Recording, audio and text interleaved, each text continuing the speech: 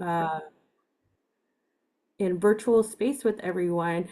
You all just heard Snow the producer singing Sábado, a song that just came out, I think last week, if or earlier last week.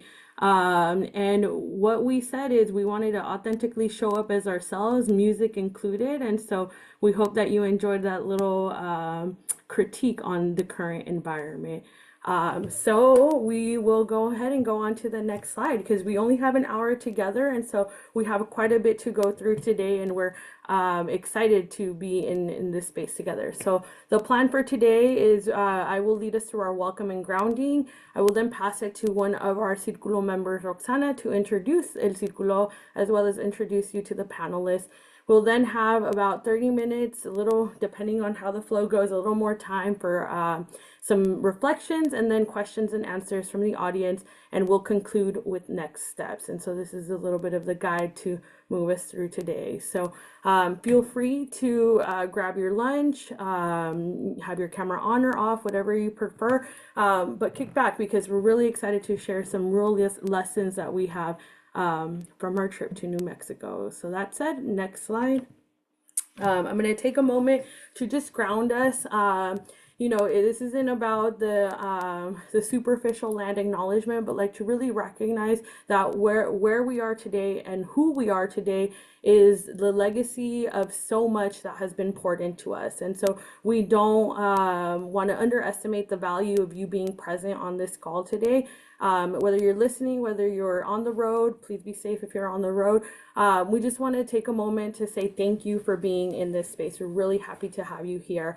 And that said, we want to take a moment to honor the ancestors who have stewarded the land years before us today to make today's world possible.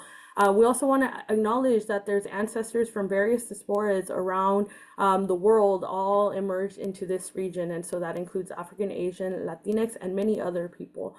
I also want to take a moment to recognize that colonization is something that is very much active and present today. It's not something in the past. It's something that we actively must recognize, dismantle, and change. And so today we enter this space with gratitude, responsibility, and awareness that one day you will be the ancestors who will carry the legacy or leaving the legacy to be carried forward. And so as you come into this space, we hope that you'll learn. We hope that you take some lessons beyond this space and that you connect with us post the event. And so we can go on to the next slide. I want to take a second to frame the conversation. So today is way more than a reflection from a conference. It's a little bit deeper. And we invite you to not just connect with the panelists on the call, but also with one another. If there's an org that you see in the chat that you've been meaning to connect with, or somebody that you want to build collaboration with, take their information, take the initiative to find them elsewhere. If you walk away with one thing today, it's the relationships are so important in this work. And together, through relationships, is how we uplift, how we deepen our impact, how we make sure that the work that we're doing is completely, counter to the things that are happening in the federal government and beyond. So today in this conversation, listen with open hearts. Know that what we're trying to do is be change makers in this space. And so here we are actively opening our lessons and our hearts to do this work together. And so with that, I will pass it over to Roxana, who will introduce the Círculo. And I didn't introduce myself because we'll introduce myself later, but I'll leave you on the hanging, get to know me in a second. So Roxana, take it away. Thanks, Liz. Hi, everyone. Roxana here, co-founder and executive director of Alimentando al Pueblo, and I'm part of the Círculo Tēpatl. I'm really excited to be able to introduce our Círculo and our cohort. Me and Sandy Restrepo and a couple other executive directors have been having informal conversations for some time now about the need to create a space for Latina and Pueblos Originarios executive directors and senior leadership of nonprofits to come and gather and to learn. To be very honest, a lot of us are not receiving any sort of mentorship in the nonprofit space to be able to lead our organizations. And given the current times that we're living in, we found it really important to be in relationship with one another And so we have been meeting since March. We have 8 organizations that are represented in our Círculo. And so we're really excited that these leaders have come forth and participated in the creation and what we're creating. And so our organizational name is called Círculo de Tēpatl. Tēpatl is a Nahua word for medicine people or healers. We didn't want to go the conventional route of naming ourselves like the Latino or Pueblos Originarios executive directors. We wanted our name to be very reflective of the intention of our work. And that work is to facilitate healing and to be accountable to our own journeys so that we can be accountable to the collective journey. Our mission is to transform leadership, amplify culturas of shared wisdom, support, and collective action. And our vision is we envision a future where Latine and Pueblos Originarios communities are resourced, respected, and co-creating equitable saberes colectivos grounded in healing and belonging.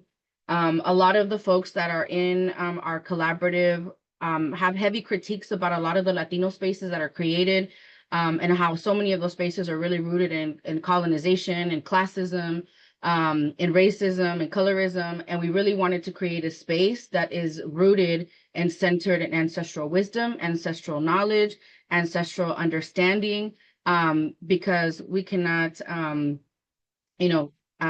continue to harm, perpetuate harm in our community, particularly during this moment in time. Our current Círculo, as I mentioned, is made up of first-time executive directors, but also senior leadership of organizations.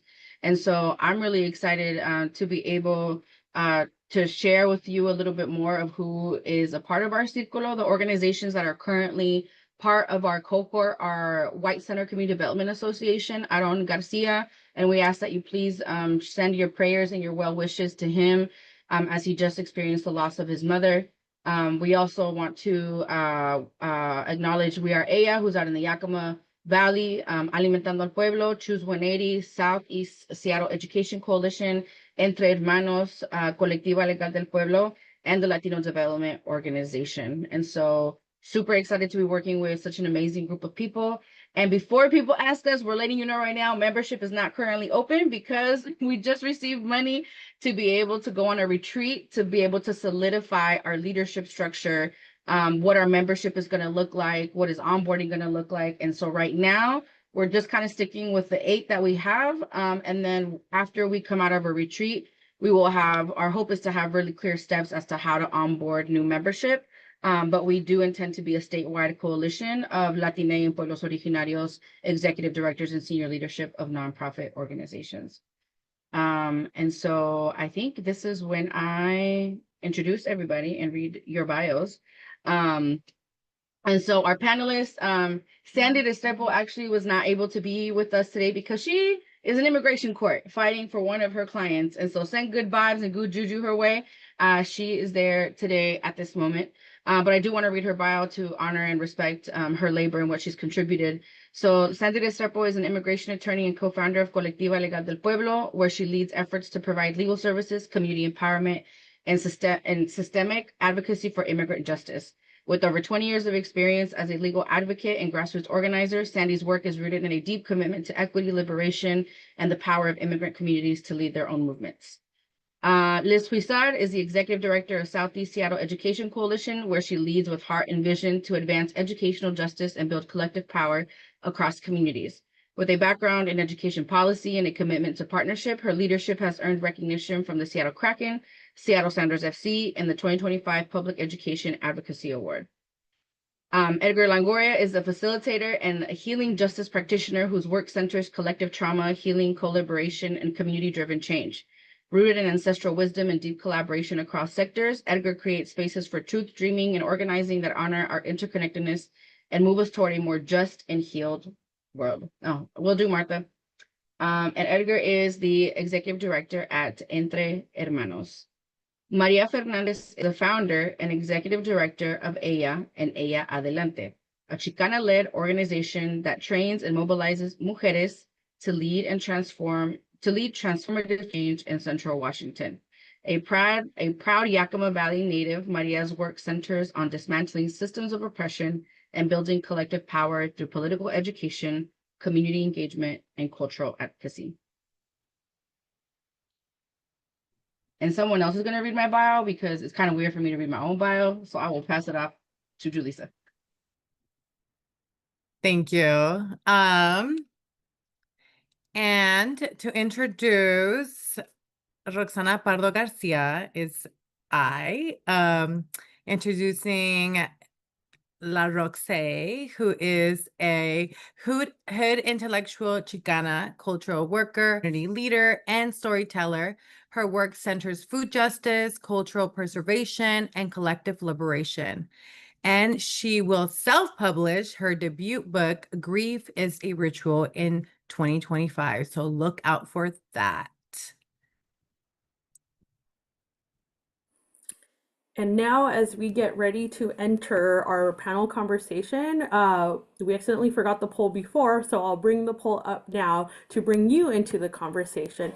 So I'm going to be launching this poll. Take a moment to answer it. And the question is, how connected do you feel to a community of leaders who share your values? So feel free to take a moment to answer that real quick, and then we'll dive into our conversation.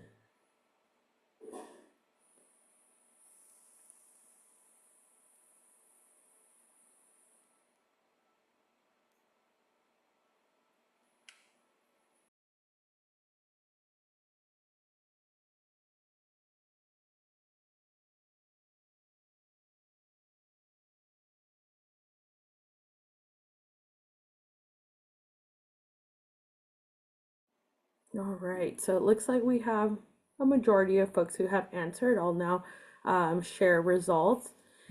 So as you see, folks are feeling somewhat connected to other community leaders during this time. 33% is feeling very connected, and then some are just beginning or looking for a community to connect.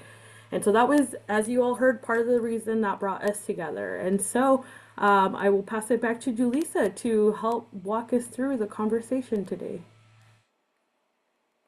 Thank you so much, Liz. I am truly very honored to be here and to be asking these questions, to pull from the wisdom from all of you and to get the insight of this conference. And here we go. First question. Oh, there we go. Sorry. It's for Roxana. How can funders meet this moment for Latina and Pueblos Originarios serving agencies? Thank you, Lisa. I have a lot of thoughts about this.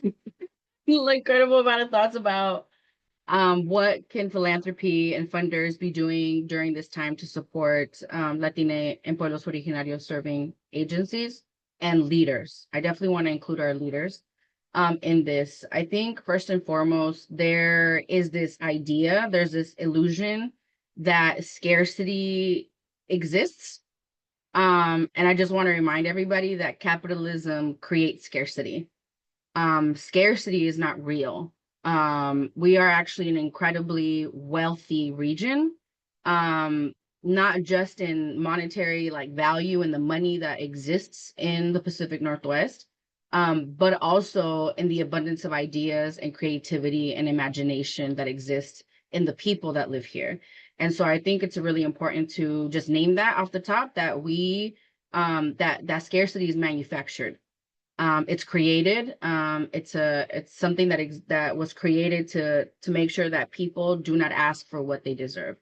So I think that's the first, is getting philanthropy and funders to reorient themselves out of a framework of scarcity and in a framework of abundance. I think the other piece is that consistently what we've seen trend wise and like anecdotally amongst the folks in our cohort is that typically when we are living in times of crisis, the Latina and Pueblos Originarios agencies are tapped to do the rapid response work. Because we know that the communities that we serve, a lot of them are vulnerable. They're immigrants or folks living in poverty, they're single moms, their families, et cetera. And I think that while rapid response dollars are great and meeting the moment is great, we also deserve multi-year investments in our work. I am seeing more and more that because of the divide that exists within our particular community, We are not gathering to ask for bigger pieces of the pie or our own pie. And so I just really want to emphasize like the need to fund, yet it's not the either or, it's both and. How do we fund urgent needs? And also how do we fund long-term organizing, long-term movement building, and really fund organizations that are on the ground doing the work. I think that's really important to me, is who is doing the work, who's reaching populations that other organizations are not reaching, and how do we resource them well to be able to do the work. And at the same time, we also need to be supporting our leaders. I just came back from the Ile Kimoyo, which is formerly the BIPOC ED Coalition. I was on a wellness retreat last week, and they do an incredible job of making sure that the leaders of our nonprofits, of our movements, have the same dignity that we are fighting for our communities. I think oftentimes a lot of us come into this work because it's really personal, but we overstretch ourselves incredibly because we care so much, and no one's really looking out for us. No one's really looking out for our well-being. And when we fund our organizations long-term, that means that we can fund the supports to alleviate some of the responsibility that we have as executive directors or senior leadership to be able to free us up to do the work. And so I think it's not a either or, it's a both and. It's the urgent, it's the long-term, and it's the leadership, because I truly do believe that if we do not get the support, a lot of us are not going to survive Trump 2.0.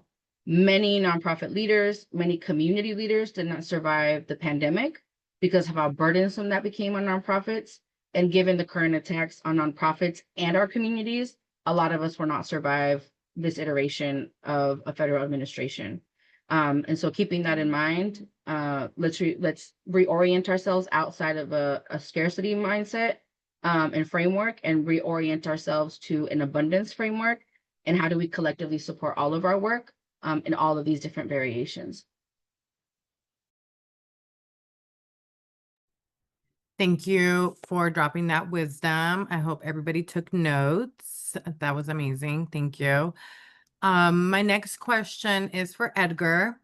What surprised you about the philanthropy landscape through attending the HIP conference? Thank you, Julissa, and thank you for everyone who's joining us today. Yeah, I'm going to speak from my own experience.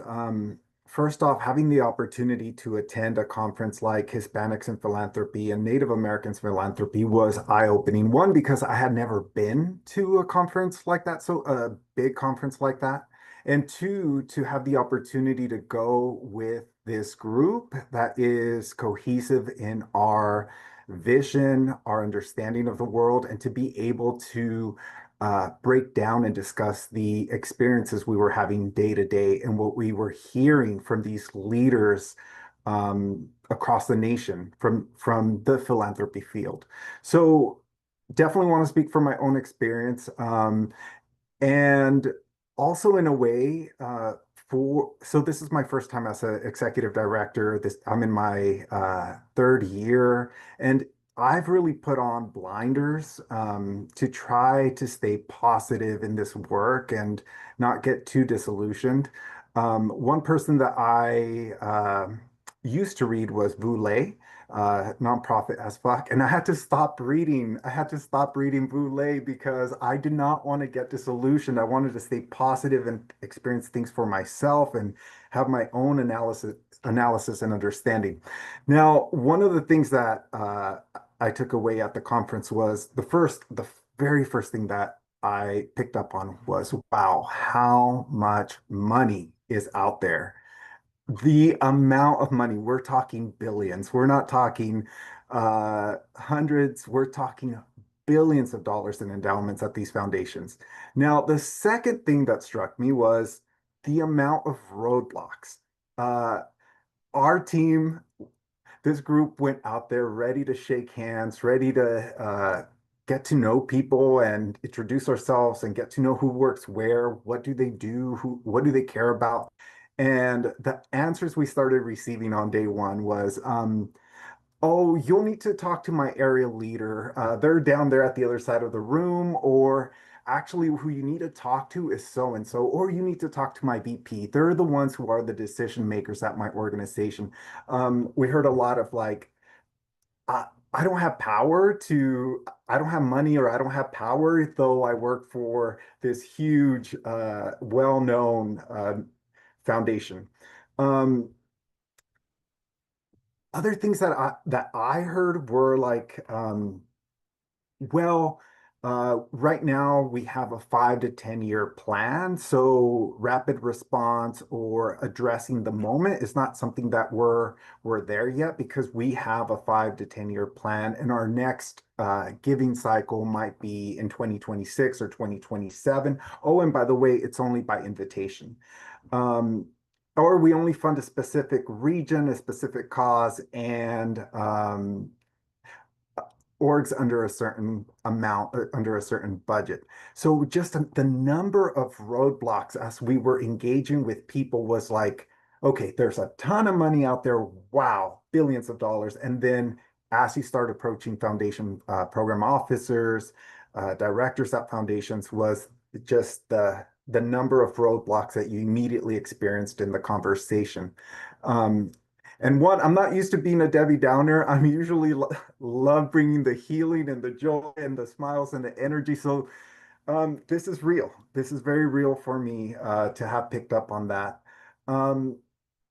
Couple other reflections since attending Hispanics in Philanthropy was, where are some of the big Latino organizations in this conversation? I feel like I could call out names of who those big organizations are, but where are they in the conversation? If they're working towards democracy, why are they not engaging nonprofit organizations across the country even further? Is it because they think we only do direct services? Yes, we do direct services, and we work directly with the community that you're trying to influence and bring into voting. So that was another thing that caught my attention. And some further reflection for me was conversations that this group had around when an organization, a nonprofit organization, appears to be doing too well. And what does that look like? And if you're doing too well, you run the risk of being deprioritized by funders. So we have to be careful on how many wins we put out there for our community. And that's not how I like to operate. I like to celebrate our wins. I like to share with the community what we're doing. If we're hosting something, if we're inviting people to come out and get to know us. So the thought of the fact that maybe we hired our first communications director, or we now have a fundraising team at Entre Hermanos. Uh, that doesn't mean that we're doing well. I'm just celebrating as we're going, but um, that was a very real conversation that some funders might think that a nonprofit is doing too well, and at that point you become deprioritized because you're giving off that vibe that you're doing well. As a whole, my thoughts on the field of philanthropy, one that I have very, I don't want to say limited experience with, but very adjacent to philanthropy. So it feels like my critique or feedback is very raw and very honest. One, the lack of courage of the entire field. And I say this because the, from my perspective, where I'm standing, it feels like they are listening to each other and following what a funder does. They're very aware of each other. What a big foundation does, another foundation is very aware of. And they almost like follow each other. But And that to me translates to a lack of courage and also a lack of direction, because there was a lot of hesitancy, even in the way some of the foundation executives spoke, to really name what needs to be named, or using code to say the things that they were trying to say. Um, so these are just some real honest experiences that I had, and had conversations with this group, and to just be able to digest this with others who are leaders at their nonprofits, who are working directly with community, um, was extremely helpful for me to not leave that experience feeling like, wow, one, there's a ton of money, two, there's a ton of roadblocks, and three, these foundations just keep following each other and what each other is doing. Um, and so with that, just the one of the things that underlying for me was the difference between how uh, Hispanic organizations are funded, and just on the liberal side of causes, we fund things very short term, where Republicans fund things for 20, 30 years into the future. We are funding things still at a 1 to 3 year. And if you do 3 years, wow, that's good. It's not good enough. Um, we need to be funding for the long term. It helps our organizations not only thrive, but become stronger, build capacity, hold on to staff that have expertise, hold on to them longer, help develop our own organizations. And when we're funding things on such a short term, we're not able to compete with the conservative side that is funding things for the long term. So that was one of the big things. And then again, how much money is out there is mind blowing. Mind blowing once I started doing some research into, oh, Rockefeller Foundation is here. Oh, such and such foundation is here. And then starting to look into their endowments. My goodness, there is so much money out there, and we need to stop funding things for the short term. So those are my experiences. I hope to bring more joy in the future, and I'll pass it on to the next person.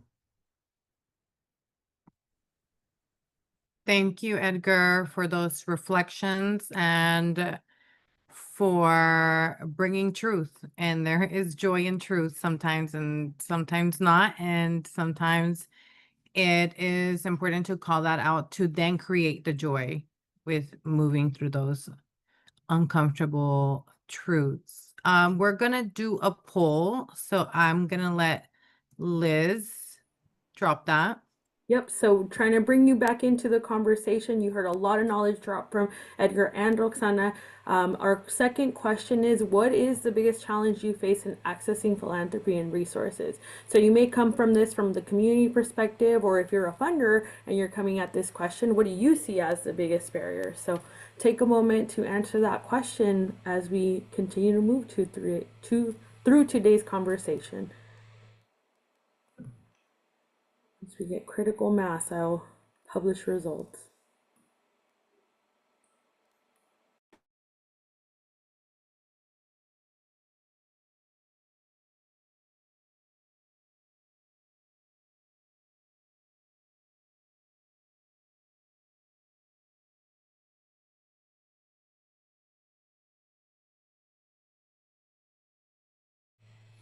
And if your answer is other and you're willing to share, feel free to drop it in the chat as well.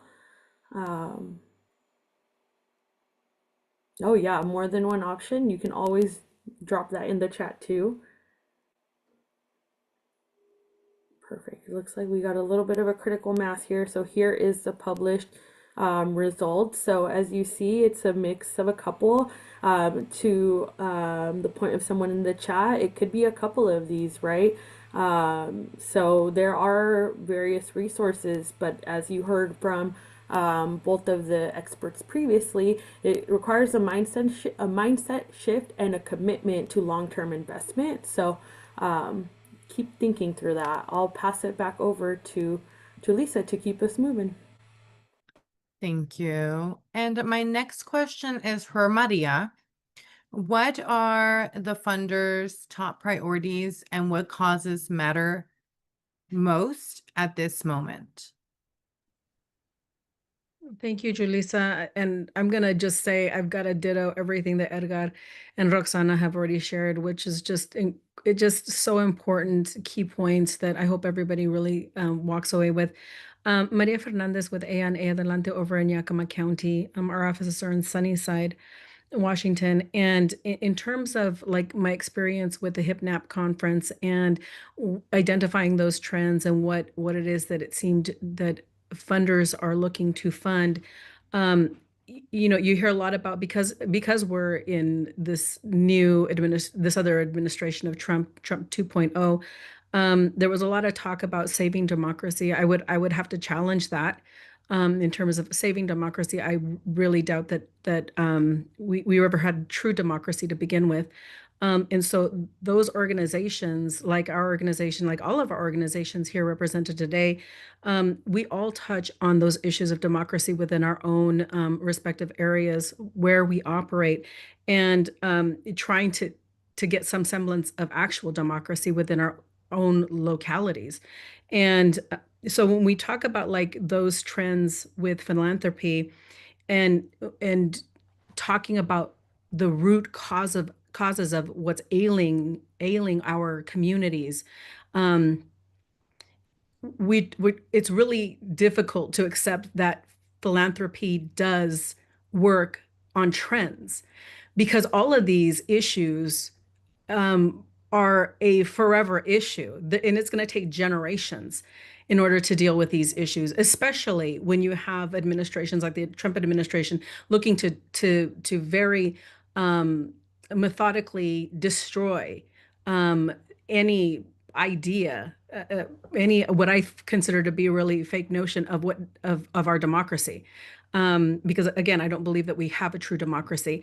But in our localities, we're really trying to work towards that at a local level, even if it seems like nothing more than a disaster at the national level. And so when we talk about philanthropy and the issue of trends, I find that to be incredibly difficult and challenging to deal with, because we need this funding in order to have some stability and some continuity with the work that we do. And so just like Edgar was sharing and Roxana was sharing about, the fact that in philanthropy, you were looking at like now 1 year grants, if you're lucky, right? And just the short-term amount of funding that you have, which really is inhibitive of long-term planning. And like Edgar was saying, we need to be looking at 10, 20 years down the road in terms of our planning. But if funding is provided at only 1 year increments, it makes it incredibly difficult to have any stability or continuity with our organizations and our operations. And especially when you're talking about the need to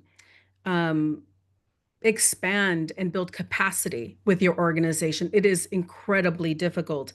And when you got organizations like all of ours that are dealing with issues and trying to get to the root cause of issues, I don't know that philanthropy even understands how difficult it is to deal with root causes, systemic issues.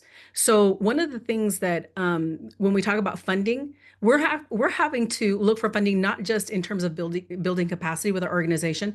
Like so much of our funding even just goes to attorneys because of the kind of work that we do and because of the kind of opposition that we encounter. Like attorneys are a line item within our budget now, because of the kind of work that we do when we talk about systemic change. Because you have these organizations that have existed for 50, 60 or whatever years, right? And they're just sort of, they're part of what you would call, the nonprofit industrial complex. They're money machines, right? And the other trend in philanthropy is that those organizations, what I call the ivory tower organizations, in the nonprofit sector, because they're money machines, that's philanthropy's go-to. Like, let's give it to these long-lasting organizations that have been around forever. And yet it's us small nonprofit organizations that are, for lack of a better term right now, the boots on the ground, really trying to change systems. So we're competing against large corporate nonprofit organizations that are money-making machines. They just have a system. They have a formula. They have those contacts. And the other thing working against nonprofits like ours is the fact that so many large foundations have changed to invitation only funding.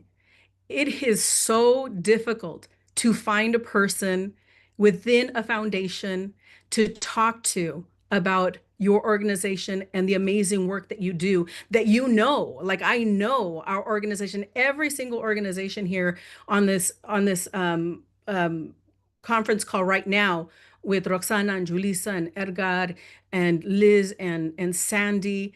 Every single one of these organizations are the boots on the grounds doing real, impactful, purposeful, systemic changing work. And yet we're fighting like crazy to just get those contacts of those foundations that have become invitation only, making it all the more critical for groups like this group of EDs that come together to share information and resources. Like Roxana has helped tremendously just passing on the information around different funding opportunities. And we would not have been able to operate to the capacity that we have if we didn't have this sort of connection among each other, right? So the HipNap conference was incredibly insightful in terms of, again, being able to identify what the trends are, being able to identify that once again we're looking at invitation only for funding opportunities, right? The fact that it's so much more difficult to get to the decision makers within philanthropy. So it's a really tough area to be in when you have an organization that and it's not that any of us hold any bias towards our own organizations, but we just know that we're doing the work, that we're doing the kind of work that is going to be lasting, because we are doing real systemic change work. And that's really, I mean, come on, if you want to move the needle on the quality of life of our families, which is what we're all working towards, to improve the quality of life for our families, you have to do the systemic work. And so for that, you need real capacity within your organization, and that can only come with funding. So thank you, and I'll pass it on to Julissa. Maria, I wanna go back to what you were talking about how the trend right now is to fund, the Save the Democracy work. And I think I hear this all the time from funders that they want to fund systems change, advocacy, policy. And I just really want to challenge the notion that work is only done through like traditional ways, right? That it's only done if you pass legislation, if you get people elected into office. I think, like, for me in Alimentando al Pueblo, what does it matter if we have elected officials that look like us when they still operate from frameworks of white supremacy?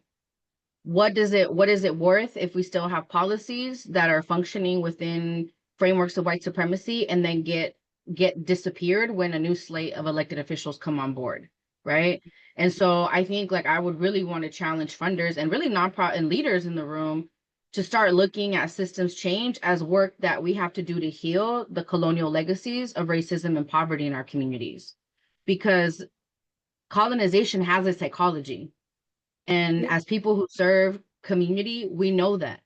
We know that people in our communities have colonized and have been programmed to think that they're not deserving, of quality food, of quality air, of quality soil, of public transportation, of quality housing, right? Like, we are not going to move the needle on our culture and the material conditions that are imposed on us if we do not start to shift the psychology in our community and heal the wounds of colonization. Like, that's really, to me, that's really where the work is at. Like, I have no interest in doing this work by myself. I think a lot of you have no interest in doing this work by ourselves. And we need to really support our community in their own healing journey to get to a place of like, yes, I deserve XYZ, and I have the tools to fight for that alongside my community.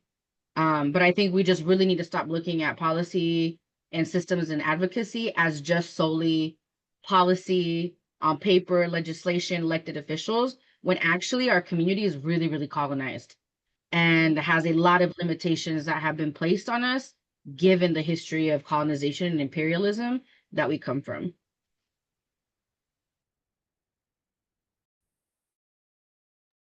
Well, after Roxana dropped the mic, let me pick it up.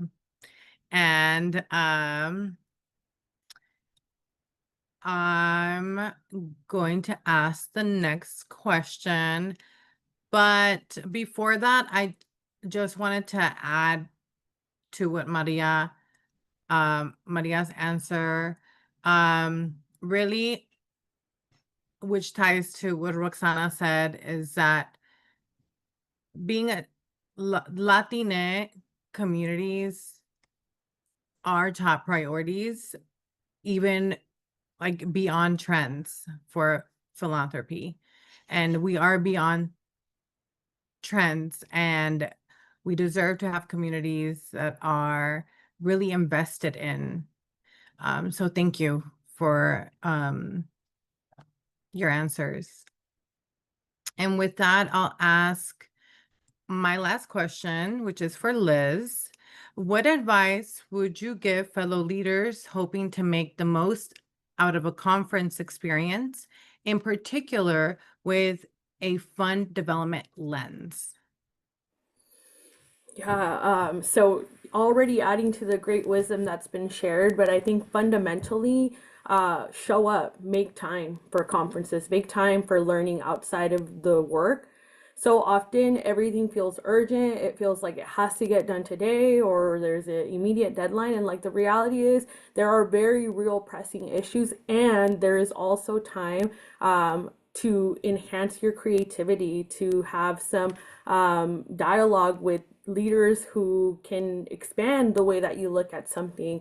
So many times in the conference, ideas emerged when we were driving in the car together, when we were having our after-hour cocktail. We problem solved in real time a couple different issues that all of us were navigating in our leadership roles. And not only were we offered one solution, we were offered multiple solutions. And so making the most of the experience is number one, just making the time. Like, do not just put your head down and do the work, because it might feel like that's the only way forward, but in reality, you become so much more powerful when you end up like moving forward with collaboration. The other part is, so I'm sure many folks on the call have been to conferences before, and a conference schedule is intense. Like you look at it, and there is, it's a series of programming all day. Many times, I've even said it's more intense than your regular workday. And what I want to recommend is thinking about depth versus being at every last thing. And so, like, really looking for what are the ones that are going to inform your work, and knowing that it's not about being at every single session, but being at the sessions that you can make the most out of. And then talking to fellow colleagues about which one did you go to, share that information with me, and being willing to kind of interchange that information. I remember there was a moment when one of the big keynote presentations went on, and then there were a couple of folks that we were meeting, and in that moment we started exchanging LinkedIn informations and just like making sure that we had each other's contact information. And so from a fund development perspective, just this framing of every relationship is important, every relationship matters, regardless of what title they may hold or what position they might sit at. Of course, there are people who have influence and can make a decision move quicker, but no matter what, a relationship is the seed of something new. And so being willing to build all kinds of relationships despite titles in the background. Other than that, in part the conference, like the content is good, but it is the downtime, the times where we were sitting on the couch and we were having conversations with each other or with like other peers in the space.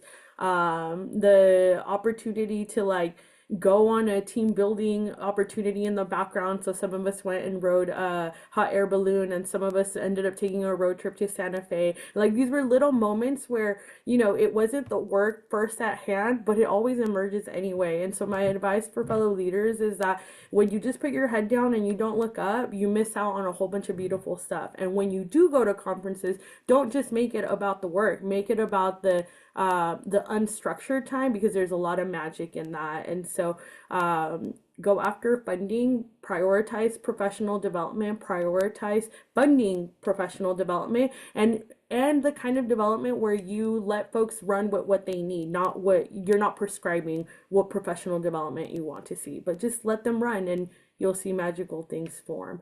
And so I'm really grateful for the opportunity to have traveled with this friends group that we now problem solve collaboratively on a number of things. So, yeah.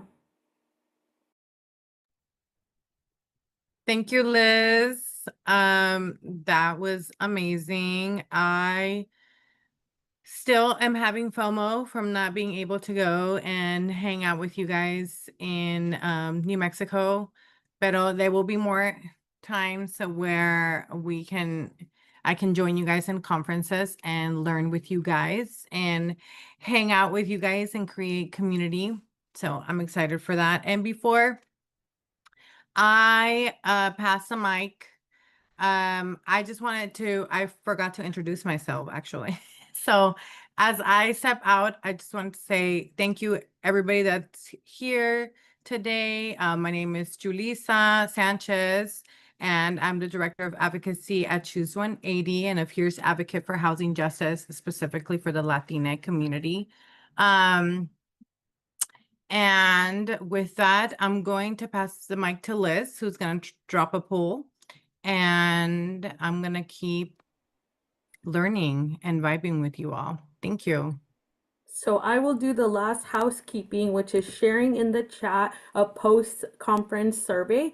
If you complete it, you have an opportunity to be entered into a raffle. So sharing that there, but the final message will come from Edgar and Maria, who are going to be giving you some next steps on how we move forward. So from my end, thank you so much. Make sure you complete that survey. And Edgar, Maria, feel free to wrap us up.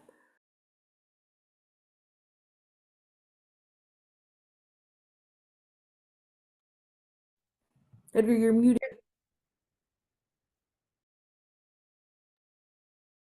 Sorry about that. All right, here we go. So in thinking of next steps, how to support collaboration, how to support this group of Latino ED first-time executive directors and directors at nonprofits. We've got a list of potential ways to support. The first and most obvious one is supporting with resources, financial or other. Another way to support organizations like ours and the group like ours is by making introductions to potential funding opportunities, whether those are program officers, uh, folks in philanthropy who may have other connections as well and can help lead just to a conversation starter. Like Liz said, you never know where an introduction can lead. So making introductions, especially for us that perhaps don't have a long time in the nonprofit field and we don't have a long list of contacts, that could be huge, huge for us. So I'm going to pass it on to Maria to share some other ways that you can support. Okay, thank you.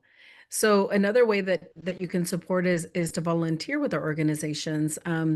I think that some of our organizations have information within our websites in how to volunteer with the organization. Another way is to invite us to connect to your organization. So if you have networking opportunities, another type of lunch and learn, you have employee resource or affinity groups within your organization or agency, that would be incredibly helpful. Also, if your organization has a newsletter, you could spotlight the organization within your our organizations within yours, agency-wide emails, and then of course every single year there is, you know, Give Big or Giving Tuesday. Please support our smaller organizations within your Giving Tuesday. But more than anything, please also just share the information, like Edgar was saying. Just I've got to iterate. If you know of funding opportunities, please just share the information with us so that we might have a possibility to take a look at it. Thank you. Yeah. And I will add that one powerful way also to share the great work that is being done in community is to forward, whether Entre Hermanos or ella puts out a newsletter or just highlighted something that we have achieved as an organization or community. Forward that to someone you know, especially if it's a funder or a government leader. Just share that and say, hey, look at what so-and-so is doing. I'm really proud of them. And this is one very powerful way to get people to pay attention to the causes that we want to support by forwarding these highlights specifically to someone you know. So it's not coming from some stranger. You are endorsing, you are saying, look at what our community is doing. This is amazing. So just to reiterate, help make connections, volunteer, invite us to your lunch and learn, to your networking opportunity, or to your employee resource group or affinity group. Share something about us in your newsletter or an agency-wide email, or make an introduction. So these are some of the ways, and I'll pass it back to Maria. Yeah, and just really quickly, just like Liz was talking about, please follow us on our social media platforms, on LinkedIn, get to know our websites, and please share that information with your colleagues. All right, we'll turn it back to our facilitators. Great, I think that is me. And so with that, just thank you. I know we didn't have a lot of time for questions and answers, but we're always happy to receive those in our inboxes. So please feel free to reach out. We're open and ready to connect. As Roxana mentioned earlier, we're getting our process right, but we do hope to open this up and make a statewide coalition of emerging and current leaders rooted in support and shifting narratives. So with that, thank you for signing on to this Lunch and Learn. We'll stick around for a little bit, but otherwise, have a great rest of your Monday. Thank you, everyone. Thank you. Thank you all for your support. Thank you. Thanks, everyone. Have a wonderful week. Thank you. Yeah. Gracias.